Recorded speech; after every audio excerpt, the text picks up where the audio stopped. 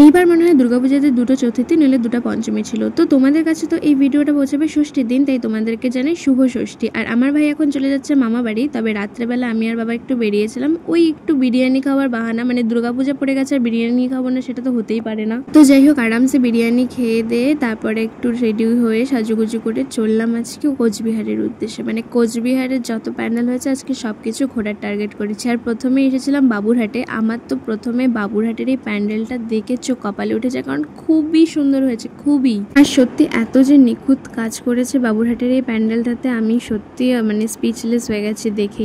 তো তোমরা অবশ্যই কিন্তু এখানে একবার এসে যেও। আর এখানে আমার মা দেখো অন্য লোকজনকে দেখতে ব্যস্ত, আর নিজের মেয়েদের রাখছে পাত্তাই দিচ্ছে না। তো যাই হোক, এবার আমরা আরও সুন্দর লাইটিং সজ্জা দেখে আমরা আরও এক জায়গার উদ্দেশ্যে বেরিয়ে পড়লাম। এবার কিন্তু আর কেউ বেশি দেরি করে থাকে না, মানে কবে অষ্টমী নবমী আসবে সেই দিন ঘোরার অপেক্ষা করে না।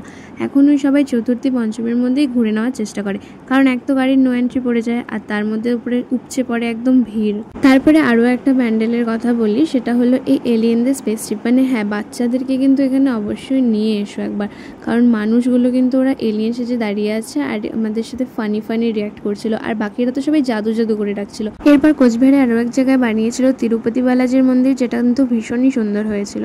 আর তারপরে রকি ক্লাবে বানিয়েছিল এই একটা গ্রিনারি জিনিস, আর এখানকার প্রতিমাটা ছিল সব থেকে বেশি সুন্দর। আরও কিন্তু অনেক জায়গায় গিয়েছি। আর এই হলো আজকের আমার আউটফিট। জানি আমি আজকে কোনো নতুন জামা পরিনি, আগের জামাই পরেছি, তবে এর পরের দিন থেকে তো নতুন জামা পরবো। তবে তোমরা কোথায় কোথায় পুজো ঘুরলে সেটা আমাকে জানিও। আমি কিন্তু আজকে বেশ কয়েকটা পুজো ঘুরছি, কিন্তু পুরোটা তো আজকে দেখানো কমপ্লিট না। তো যাই হোক, আমি এখন ঘুমিয়ে পড়ি, আবার দেখা হচ্ছে কালকে।